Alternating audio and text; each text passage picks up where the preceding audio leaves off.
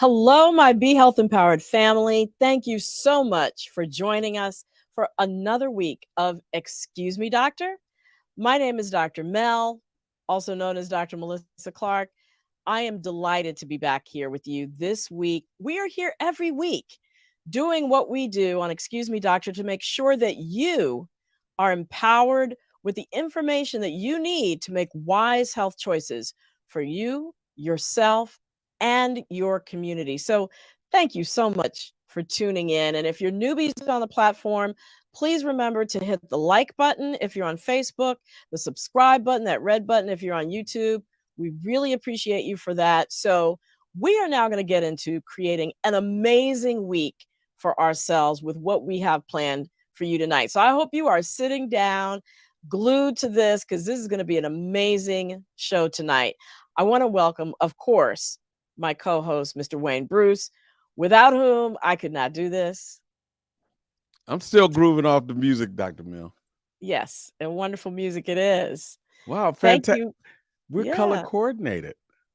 we are. And we're going to tell y'all why we are in a minute. Note that the color coordination is around purple, but just log that because tonight is a very special night. We are starting a partnership, a collaboration with the Howard University Research Centers and Minority Institutions. And we're going to have a co host once a month where we do a special show, and they're going to be bringing in, special guests from Howard University, a focus on the research that they're doing there around whatever topic that we're going to cover. So this is just going to be an exciting partnership. And to talk more about it, I want you to bring our co-host in, Ms. Karen Parker, who is the project coordinator for the Community Engagement Core at the Howard University Research Centers and Minority Institutions. Karen, thank you so much for being here with us. Good evening. Thank you so much for having us. We are so excited about this opportunity. Wow, Tell us Karen a gets little her bit. own box with us. I'm excited. I'm telling you, I'm she's part of the excited. Be Health Very Empowered family special. now. Be health empowered. Once you go be health empowered, you can't go not, I anything, don't know. anything I know else. anything else. There we go. I Right. feel Well, Karen, can you tell us a little bit about Howard University's College of Medicine Research Centers and Minority Institutions? What is it and what do you do there? Absolutely. Again, thank you for having me. You talked about the Research Centers for Minority Institutions, and so we're going to use the acronym RCMI from now on because Mm-hmm. it's easier. Yeah. I am the project coordinator, as you said, and basically what we do in my branch, which is the CEC, is the Community Engagement Core. That's what it stands for. And we're funded by the Institute for Minority Health and Health Disparities. So our essential role is to make sure that the research that we do here really addresses what our communities need and what they're most interested in. So that's it in a nutshell. Fantastic. So you see what this partnership is going to do. I mean, we're bringing you ways for you to be empowered by working with Howard. You're going to hear, from the best and the brightest and the latest in any topic that we cover. So we are really, really excited. And what are we talking about tonight? Hence the purple. Well, we are talking about Alzheimer's and brain awareness. And we're doing that, and we are wearing purple, all of us, because that's the advocacy color for Alzheimer's and brain awareness. And June is the month for Alzheimer's and brain awareness.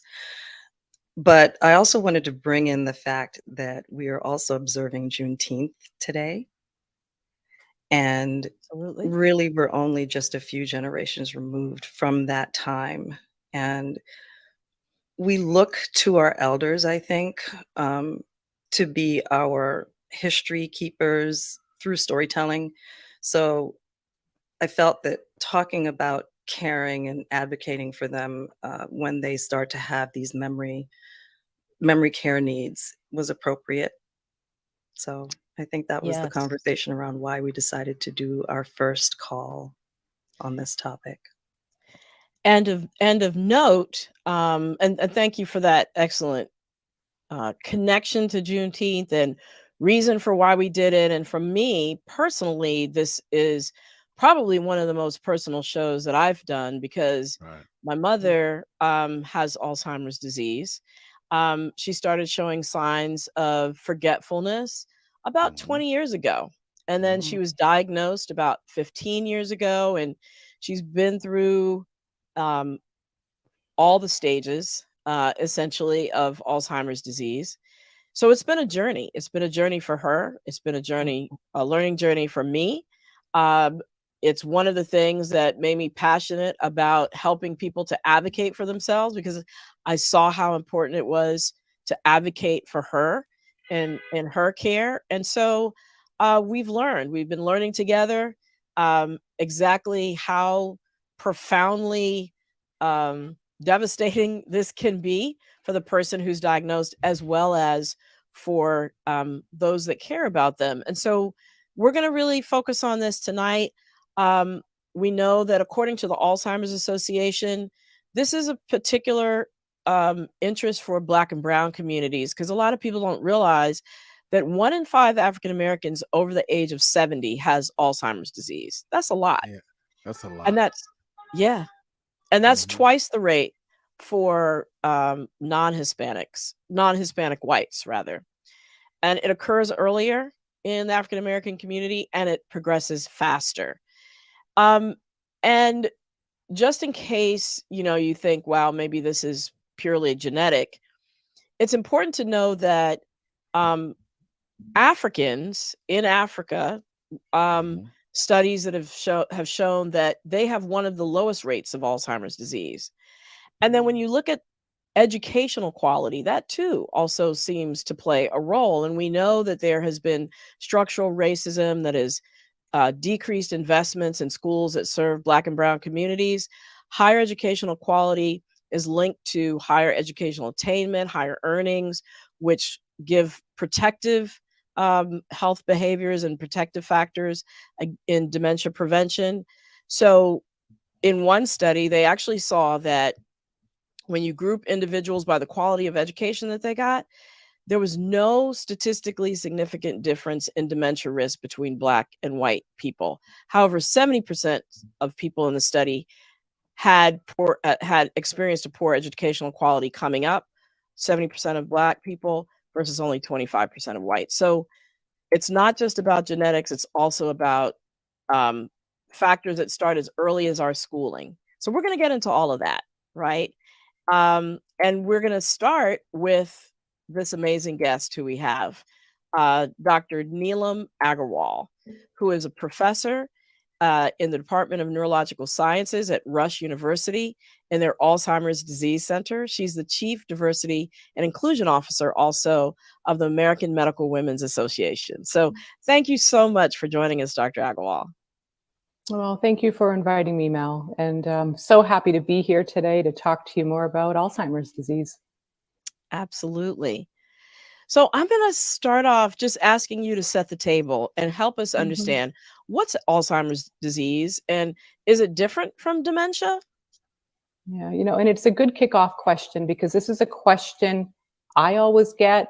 I'm sure you get this a lot, and people are asking you. Same thing, Karen, when you're in the field in the community, people are asking the same thing.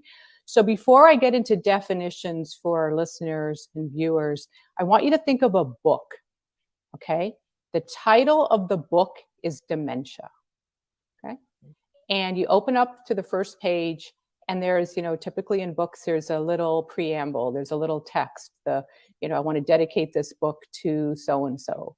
Well, on that page is what I would say the definition of dementia is, which is a change in cognition that is progressive, that occurs over time, that leads to difficulty in memory, language, finding the right words, orientation, knowing where you are, or doing things you used to be able to do. Okay, that is what dementia is. It's progressive. It has a change from what you were before to where you are now. And multiple things can be affected: memory, language, or just being able to do what we say. And, I'm a neurologist, so we say activities of daily living. Mel, you say that in the emergency room too, activities of daily living. Can you do them? So that's dementia. Now let's go to the next page in the book, and we're going to go to the chapters. Chapter 1, Alzheimer's disease. Right. Chapter 2, Lewy body disease. Chapter 3, frontotemporal dementia. So you can get a sense that we're kind of flipping the book open now to different chapters. And this is really important, so that Alzheimer's is a type of a dementia. So it can be broken down. So the first take home for everybody is, when doctor says to you dementia, you should be thinking, what type of dementia is the doctor talking about?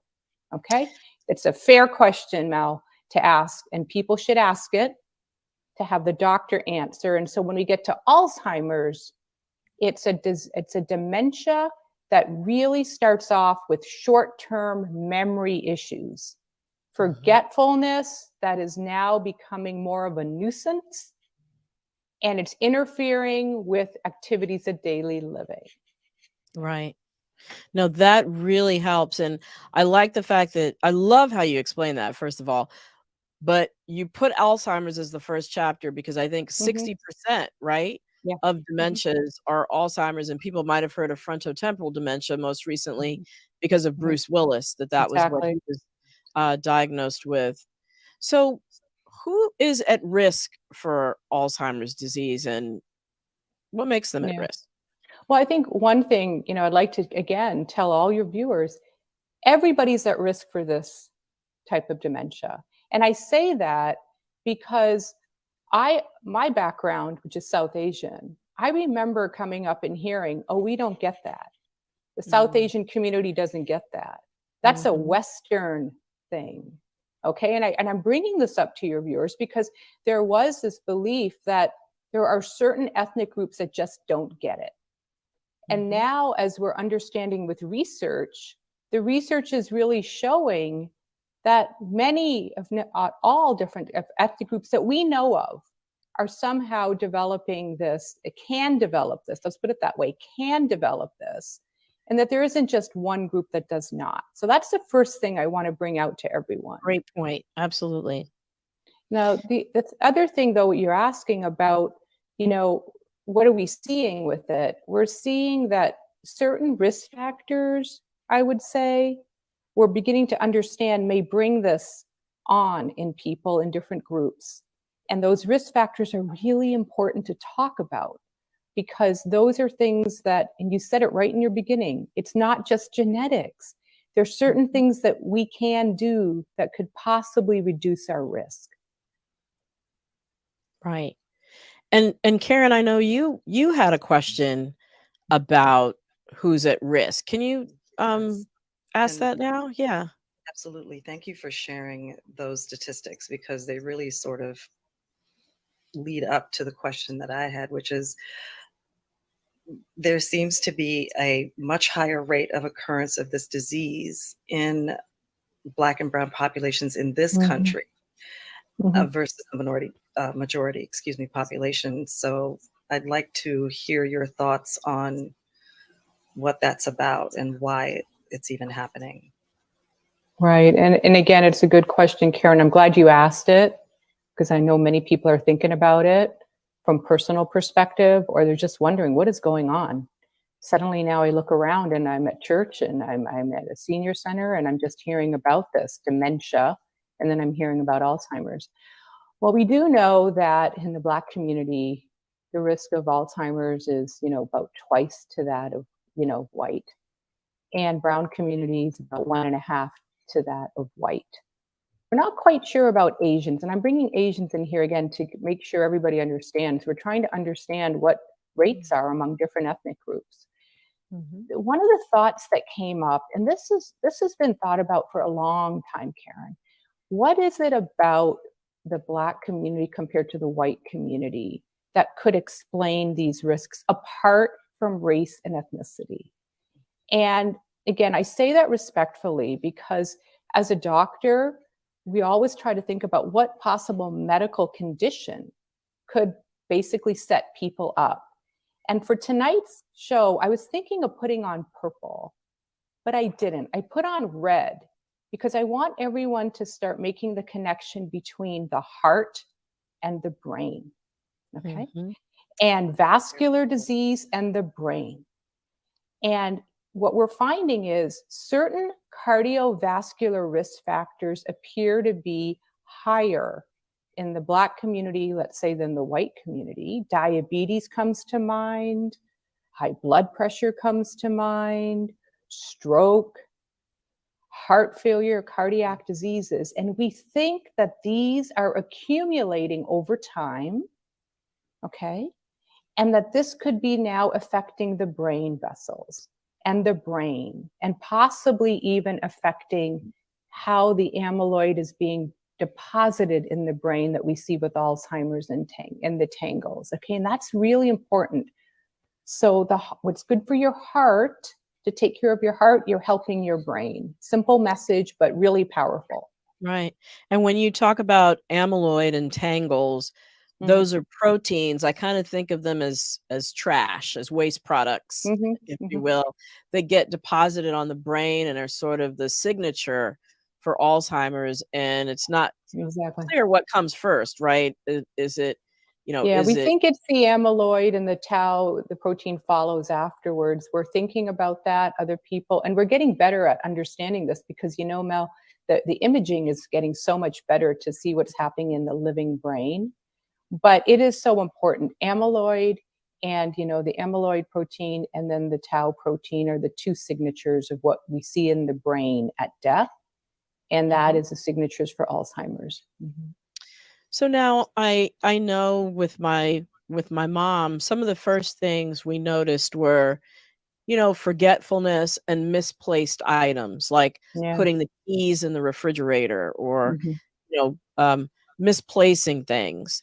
What are some of the common things that people notice that they should seek out further help and further medical evaluation regarding?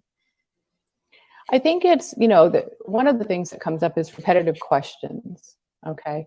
And, we're all guilty. And I'm going to say this because when I run through this list, people are like thinking, oh, shoot, that's me. I mean, repetitive questions. Well, with early stages of Alzheimer's, people are asking a repetitive question, but when you give them the answer, it's almost like they didn't hear the answer before. It's almost like it's new, okay? Versus if I ask a repetitive question, I may have heard half the answer and say, oh yeah, I wasn't paying attention. So repetitive questions is one thing. The other thing is, what I've seen a lot is getting confused with like what day and time things are happening. So for example, right, you may hear and you may have heard from mom, oh, you don't call me at all. I don't hear from you. Right. And you're like, I just spoke to you yesterday. What are you saying? And those things are hurt. I have to say this, it hurts people when they get those comments. And I'm asking everyone to just kind of put the hurt aside and see what could be happening here. Like, not like, why is so-and-so saying this? Is there a memory gap and a time gap of when the last call happened? So we see time issues. And then, of course, what you mentioned, misplacing things. And here's the thing with that. Misplacing things in places you would never expect to find them. The fridge, right? Yeah. The fridge. Yeah. So if you are, if you're concerned, if you're seeing these things in your loved one or thinking that they might be happening to yourself, what do you do? Who do you go to? What kind of doctor do you seek out?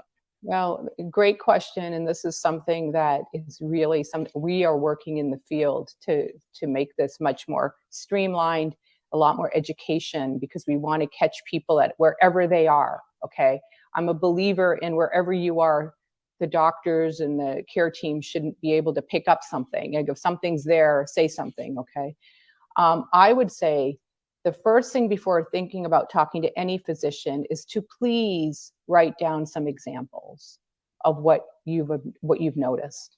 And it doesn't have to be detailed. It can just be bullet points. like what we just talked about, saw this, when did you see this, how long have you been seeing it? These are really important things to tell anybody in healthcare team. And being just, again, write it down. It doesn't have to be polished. It just has to have, this happened here, that happened here. 6 months, this has been going on for 6 months. This has been going on longer. Once you have that, okay, then you will want to, the first stop is the primary care doctor. Okay, the first stop is the primary care doctor. And basically I say that because the primary cares tend to know the patients better than anyone else.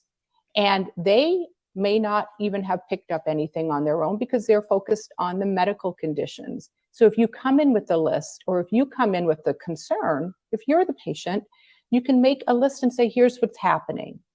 The primary care at that point most likely will check the blood to make sure there's nothing happening in the blood, a low thyroid level or a vitamin level, just to make sure the blood looks normal, okay?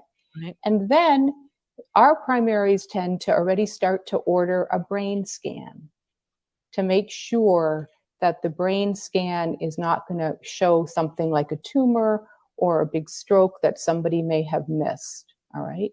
So that's what I see our primaries, MEL, doing, that they are taking that initiative. Now, here's the kicker, the memory testing. Mm-hmm. What happens in the office for memory testing? Everyone knows how quick visits are. Everybody here knows how fast these visits are. 15 minutes or less. That's exactly it. So Yeah. I would say that expect a short memory screener to be done in the primary care and be done in that time period, okay? A lot of times we try to refer people out to get a more detailed screener done, if you will, to check what area of thinking is affected.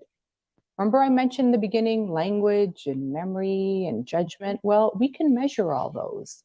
So that's possibly what would be referred out for. And a lot of people are actually asking for that now. Can I have more of a detailed memory assessment? Right. And that's called a neuropsychiatric test, right? It's a neuropsychological test. Psychological test, right? Yep. Neuropsychological. Yep. And it can take up to 2 hours, right? It sure can. Yeah. Can. And So I think that's important for people to know, that it is very detailed, and that if you or your loved one is going for it, that they need to be prepared. That it's going to last a long time. Make sure they're well hydrated. They eat beforehand. You know what I mean? Sure, so that they exactly. can stay focused during the whole thing. Yeah. Dr. Agarwal, I do have a question about that advocacy piece, right? Because thinking about real life situations and our loved ones and our elder loved ones, given that there's such a short amount of time that we might have to actually speak with the physician, is there anything else that we should be looking for in terms of like a physical change? You talked a little bit about the behavioral changes that happen. Is there anything that might change on the physical side that we might take note of so that we can bring that forward when we visit the doctor? I think it looks like Dr. Agarwal's frozen. I can probably take a stab at it until she comes back. But I think, there are personality changes. Certainly, there are people who may become more aggressive. They may wander and leave the house unexpectedly. And oftentimes we hear those stories of people getting lost. They might stop showering and paying attention to personal hygiene. They might put things on that are mismatched, like they might have been very well groomed and put together, and all of a sudden they're not. They're mixing up their earrings or putting on the wrong shoe. So all those are also more physical, behavioral, personality type changes that could happen, when people are certainly maybe not in the very early stages, but as they progress into later stages of the disease. But yeah, that's a great question, and also really important to note, I think, Karen, when you're preparing to go to the doctor and bring these concerns forward. Absolutely. I Yeah. actually have a follow-up question to that, and I really appreciate your sharing your personal experiences. I Mhm. think many of us do have someone in our family where we're starting to make the connections that you're talking about. You talked about the behavioral changes, and certainly when you're that close to someone and you sense that there's something different, how do you balance bringing it up so that it doesn't make them feel self-conscious? That's an excellent question. You know, I think people, to be honest with you, I think people notice the changes. And I think there's a way to bring it up to say, ask them, are they concerned? Are there any changes that they're going through that they might be concerned about? And if they are, maybe, suggest this is important anytime you have a change to get it evaluated by a doctor. It doesn't, they might be, that might be the nudge that they need to go ahead and seek help and seek attention. So, I would say don't be shy. Don't tip around that, don't Mm. be shy about really bringing it up to them, but bringing it up in a way that's respectful, that's loving, that doesn't denigrate them, that's not in the middle of an argument, but in a Right. way where you're being supportive and you're helping encourage them that if they have any concerns that they should seek help. Right. So I'm back. Yes. Do we have questions from the audience or We comments? we have a few comments and a few questions, Okay. and I just want to say shout out to Melanie Smith who wrote in. Good evening. My mom recently passed away. I'm not sure which she had. Some things it sometimes meant to say it seemed both. She would forget where she was, and she would one, she didn't know me, which was heartbreaking and was very difficult to Yeah. deal with. So I think she fell into, you know, I can't believe, when someone forgets who you are. I know Right. we've experienced that at different times. I think that speaks to what Dr. Agarwal was saying about if you as the caregiver or you as the loved Mhm. one, putting your own ego aside. Mhm. Two of the things I know that I would love to share with those who are listening was I'm an emergency physician, and I went into emergency medicine because I'm impatient by nature. I want things to happen. And I this can whole attest to that. experience and the whole experience with my mom has really taught me patience. It's Mhm. really important that, you learn to speak slowly and clearly Yes. and wait for the person to respond so that they can think about what they have to say instead of asking multiple questions at one time, which I've been accused of doing. Ask one question at a time and try to make it a yes or no question. So rather than like, what would you want to drink? Would you like water or to drink? Yes or no. So yes, no questions. And then um, above all, avoid criticizing, correcting, and arguing. And that's where you really have to put your ego aside because there are going to be certain things that are said that are wrong or incorrect or a different remembering of an event in the past that Mhm. happened. And rather than take things personally, understand that this is part of the process, part of the disease that's happening that they have no control over. So rather than argue, just redirect or Right. agree, unless it's something that's going to hurt or harm them, obviously. Just go along with it, enter into their world, try to understand Mhm. what's bothering them, what's on their mind, um, Mhm. and take lots of video so Right. that you can remember how they were at that stage. Right.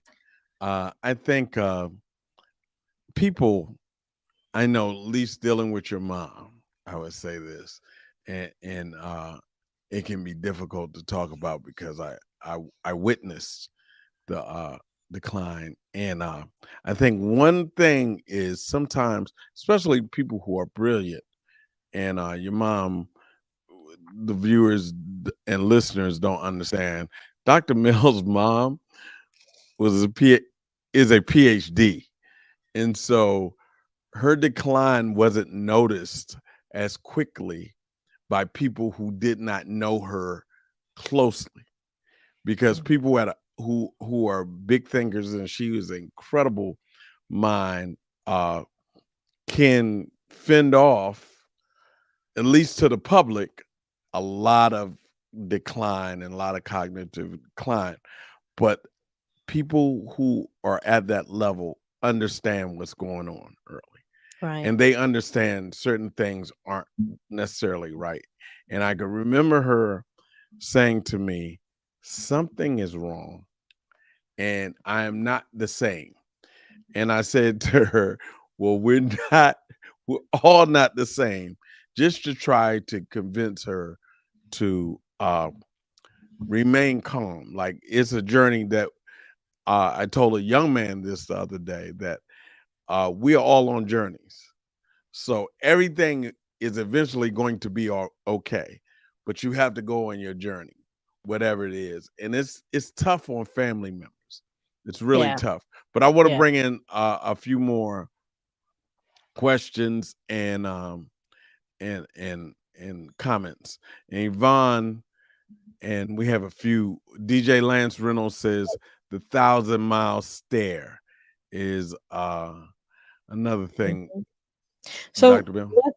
let's do this, because I know I'm looking at the time, and I know we have another guest that we Yes, we really, do. really need to get to. And I Mhm. should mention that my mother is a musician, and Mhm. our next guest that Karen is going to introduce is a music therapist. Yes. So, and I think after we talk with her, we can get back to some audience questions. Go So, ahead, Karen. Be helpful. So, coming from Howard University, we do have Professor Laura Robinson. She is a board certified music therapist, and she is also an assistant professor and the music therapy coordinator at the Chadwick Boseman School of Fine Arts at our Howard University. Please welcome her. welcome, Hello. welcome. There. Thank you for joining us. Thank you for having me. We're so glad that you could be with us this evening. Could you tell us a little bit about what music therapy is? Sure. Music therapy is an approach that uses musical techniques and interventions and activities to address areas of need. It's not specific to a population, it can be used across ages. And so we use music to address physical needs, cognitive needs, social needs, emotional needs. And so music therapists are trained on how to utilize music to get the end result, to get the goal that we're looking for with each client. And thank you for that. Have you seen that there is a change when people with Alzheimer's and other types of dementias have the opportunity to have music therapy? Absolutely. The beauty about music, it's multi-layered. So when music is played, when it's sung, when it's listened to, it activates all areas of the brain. And so someone who is suffering with or dealing with any type of neurodegenerative disease, if there's a certain area of their brain that's being affected, the music can kind of navigate around that and access another area.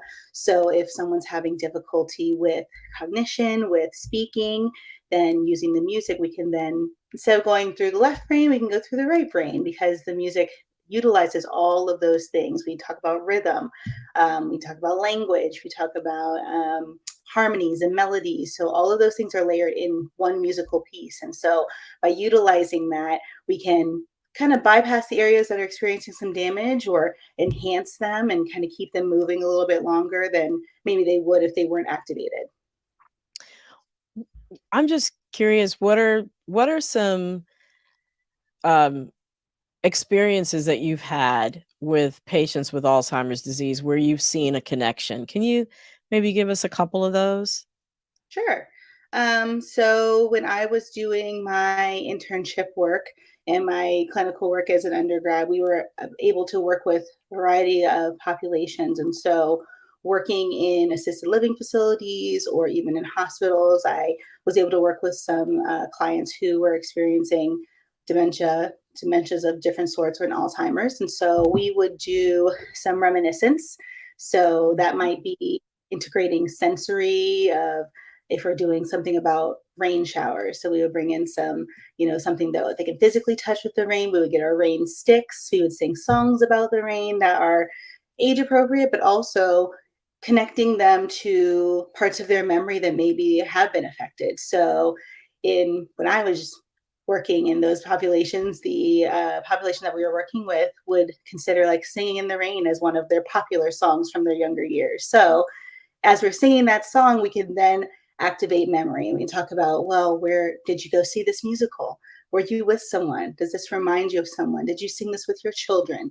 What do you remember about this scene? Have you ever played in rainstorms? And so just getting that language activated outside of just kind of wherever they're stuck can be a really awesome experience to go along that journey with them. I've also worked with, I've had experiences where I've been able to create community with the clients themselves, getting them engaged with one another, whether it be through dancing or movement to music or songwriting. We do different piggyback songs where we'll take a familiar tune and we'll change just a couple of words also to add to the language. But we're not that, you don't have to reinvent the wheel. We kind of have the foundation set for them. So that's really awesome to see them tap into the creativity, because I think, when you're not activating that part of your brain, your creative sides and your playful sides can be kind of the first ones to kind of trickle away. And then one of my fondest memories that I have is creating space for families who are also kind of tarrying with these clients who are experiencing it with them.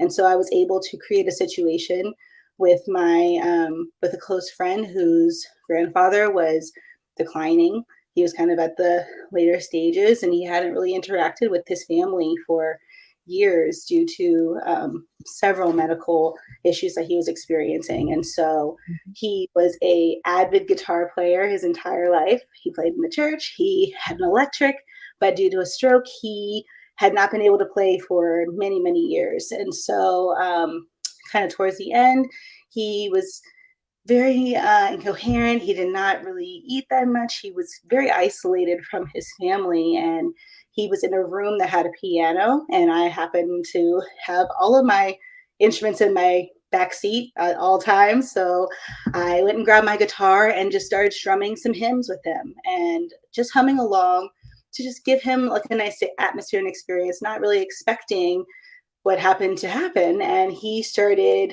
looking around and he started making eye contact, and he eventually started humming, and I was able to gather that family in the room with him, and we were able to sing together, and we create this memory that they have with him of him being able to strum the guitar while I fret the chords for him and hum along and tell his niece to stop singing the solo because she wasn't that good. And now they have this fond memory of him being able to play his instrument in this musical with all of them that they all get to carry.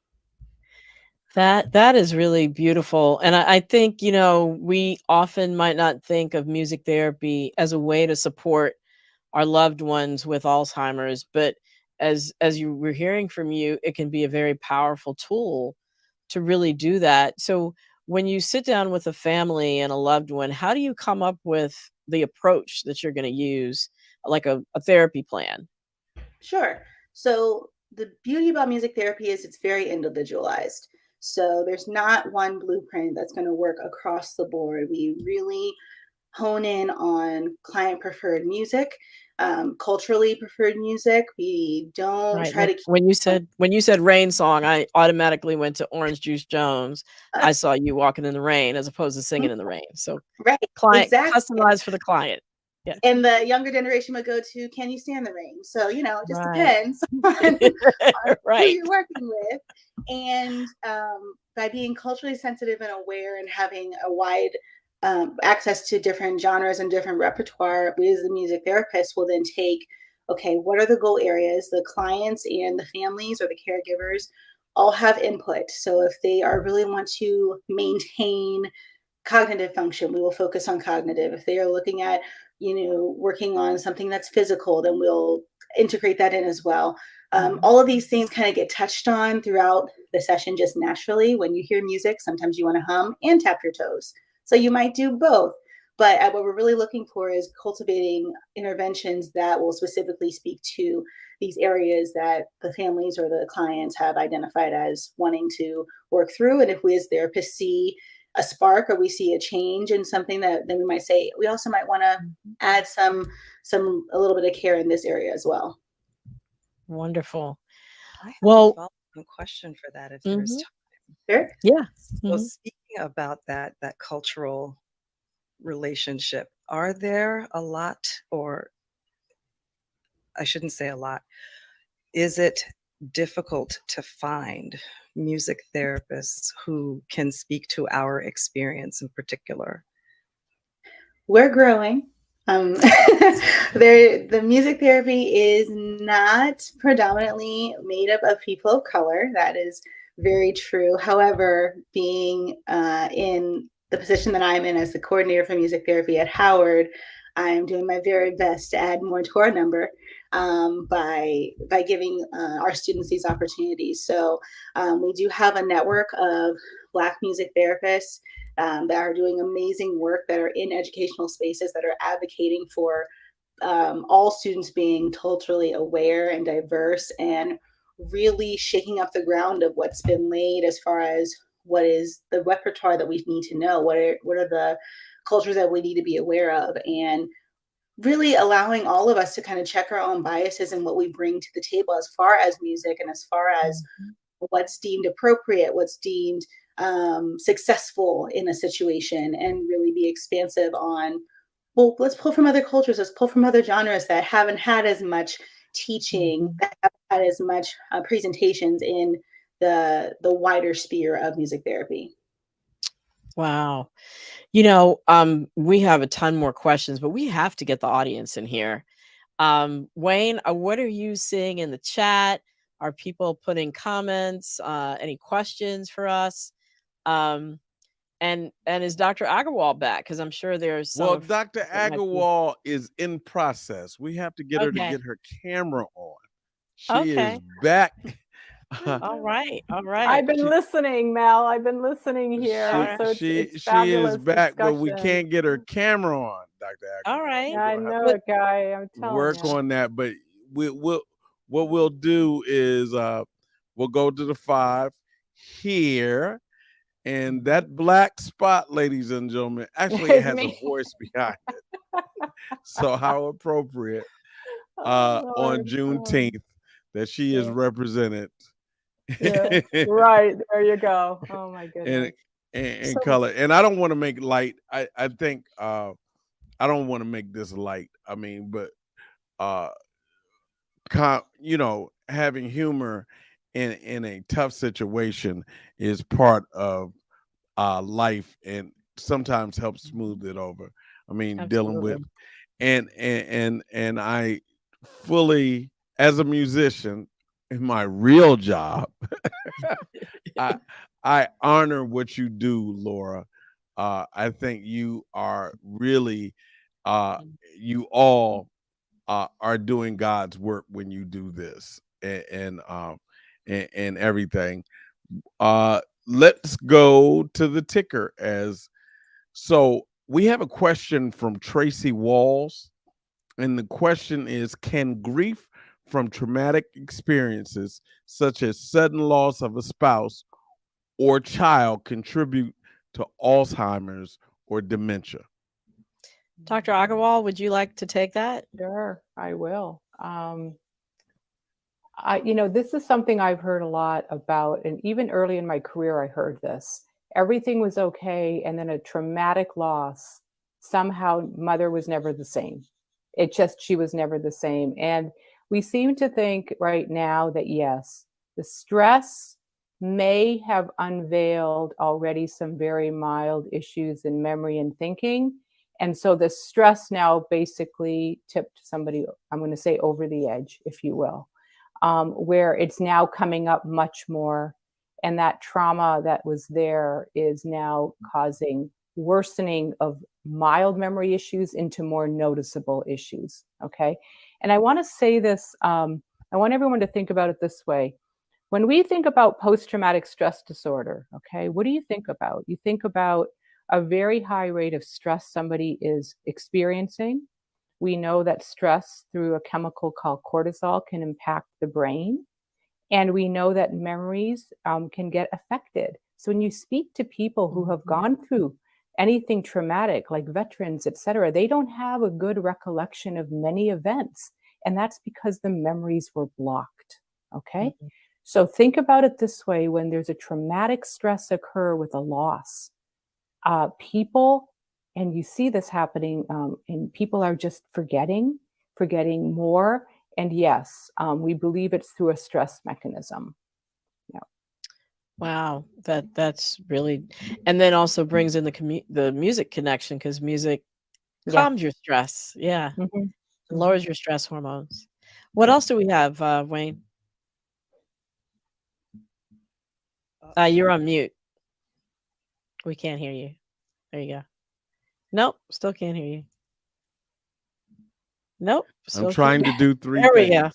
We go. I'm trying to do 15 things at one. It's just part of my job. Yeah. And we have another question from Yvonne. She had a great question. Can hearing loss look like dementia? Example, missing a word such as I will not come by tomorrow. If the word is lost, it may appear as I will come by tomorrow. That's a great question. What are some things that can masquerade as dementia, including hearing loss? Dr. Agarwal. I think hearing is a big thing. And I think so much so, everyone, that hearing is on the list of potential reversible causes of change in thinking and memory. So much so that it has now achieved that role. Get your hearing checked first before we start to say someone is having memory loss. The issue we have, and Mel, you know this, when we prescribe hearing aids, people either don't wear them, don't want them, or they were in the past too expensive. Now we're trying to make them come down in price so that people will wear them. And once we talk to our people and say, listen, if you wear them, you will hear a lot of the conversations, and so that you will probably remember better. So we're really advocating for hearing exams first before we start saying that there is a memory loss. And I would advocate that for any family member. We should get this checked before we start to talk about dementias and that there is a progressive loss of memory. Mm-hmm. And dementia and depression also masquerades as dementia as well. One of the common things, correct? Yeah, or depression does. Yeah. Mm-hmm. Yeah. And one of the problems with depression is that it goes unchecked a lot with people. Some people will say, well, there's been so much loss, there's been so much change. It's just a funk, so-and-so just has a mood. And we're always saying that's fine, but realizing a depression untreated can look like a dementia. Okay. So this is important too. We'll watch it. We understand these are issues, but a depression untreated can look like a dementia. And conversely, if you treat for a depression and the memory is still not to what it was before, then we feel more this could be a dementia. Okay, so even treating for the depression and things have not resolved or got better, then we would say we're looking more like a dementia. Mm-hmm. I'm just thinking about the fact that not a lot of us have the opportunity to go through this type of conversations with our primary physicians. don't talk about depression to the extent that we perhaps should. You know, it's, I think, Dr. Mel, you and I talked about this when we did another talk with our Community Wellness Roundtable, this culture of just pushing and overcoming. And I don't remember what we called it, but Well, not stopping for self-care. right. And rest And rest. Yeah. reflection, and not even that, but getting to the point where we are having these conversations with our primary caregivers so that they can sort of take us down that same path that Dr. Agrawal was referring to. So how do we close that gap? Because I'm still thinking about that awful statistic that you shared at the top of the show. Mel, I don't know, you know, I'd like to hear your thoughts, because you're in the ER, and, you know, when you see people coming there, how much are you able to talk about certain things, you know, with folks, when you, especially older adults coming in? Do you get a chance to start broaching these topics a little bit? Because they're in an acute setting, right? They're coming in for an acute issue. Right. But one of the things that we do, especially with our seniors, is ensure that depression is not part of the picture, depending on what the issue is that's presenting.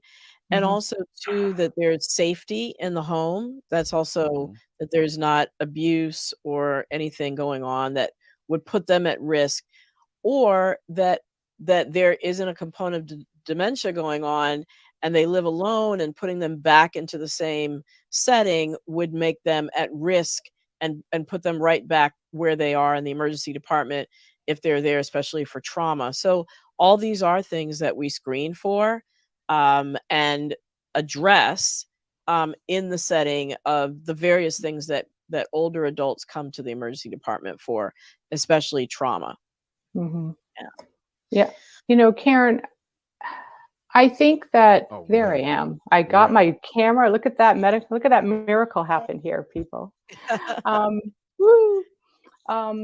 Karen, it's a good question, because, you know, there's still that stigma to this. There's a stigma for change in memory. Then there's a stigma for depression. So just adding all the stigma. And then there's a cultural pressure, like, just man up, you know, you should be able to handle all these things. And so you have all these things coming together, and you're trying to tell people, let's talk about it, right? And the way that I approach this is with people, and this is something that may be helpful to your listeners, I think about it in terms of independence. No older person I have ever met wants to be dependent on anybody. Yes. Right. No Absolutely. older person ever wants to be dependent on anybody. So I frame the discussion as, I'm asking you about this because I want you to be as independent as we can keep you. And these things can take you out of being independent. And people then go, okay, let's talk. That's What are you approach. doing? You know what I mean? And I think, Mel, you probably see that too in the ED, right? People want to be independent. They want to go home to their homes. Yes. And they don't want people in their business. And I keep saying, I respect that, but then I have to get in your business a little bit to see if we can help that, to keep you independent. And then people will open up and say, yes, my mood is not the way it used to be. Or, you know, yes, I think I'm a little bit more than I used to, being forgetful. And could this be dementia? My mother had it. So, I'm worried. Those things. So we are absolutely in lightning round. 2 questions are up, but short answers. Is this hereditary?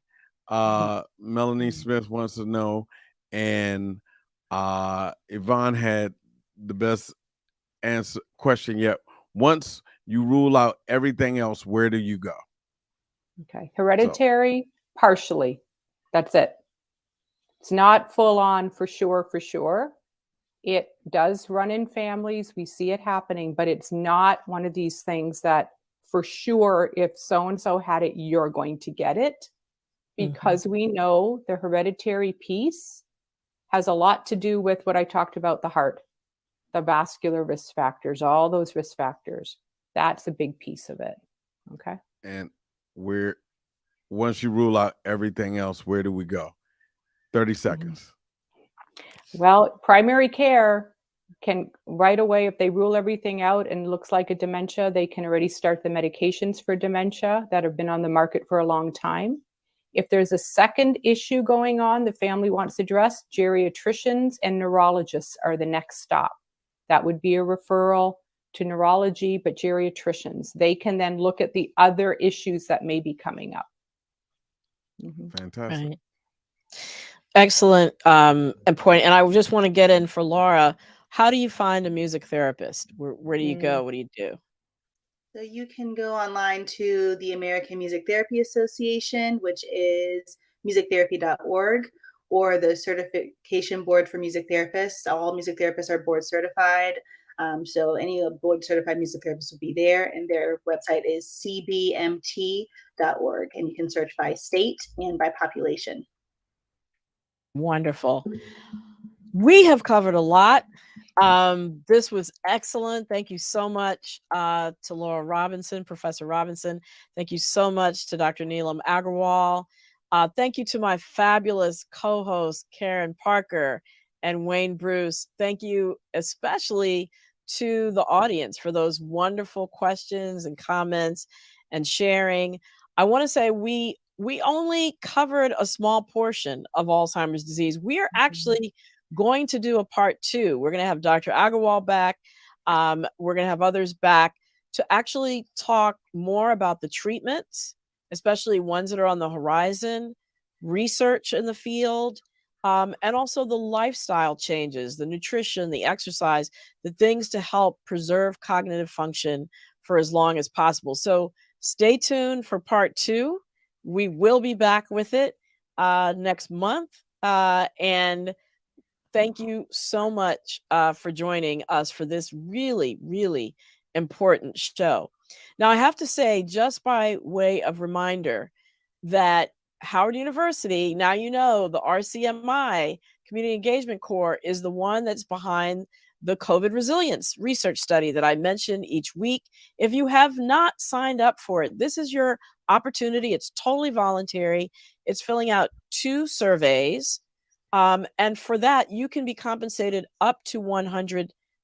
If you have any interest in finding out more, and these surveys are online, by the way, you can do them from the comfort of your home. If you have any desire to find out more, contact Dana Harvey at her email address, which is danaharveyresearch@gmail.com, D-A-N-A, Dana Harvey, H-A-R-V-E-Y, research@gmail.com.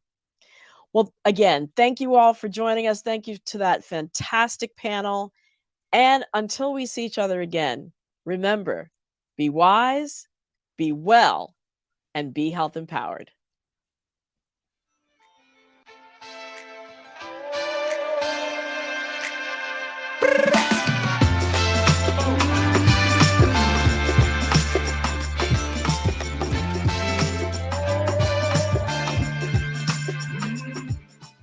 So I guess I should thank the Robinsons. They invited me. They still don't know. I hooked up with Dave 3 days ago. He'll start coughing tomorrow. And I bet in 10 days he'll be on a ventilator. Now his wife, she's not vaccinated because she thinks it'll prevent her from being pregnant. But what they don't know is that I can decrease sperm count. Sorry, Dave. Good luck with that.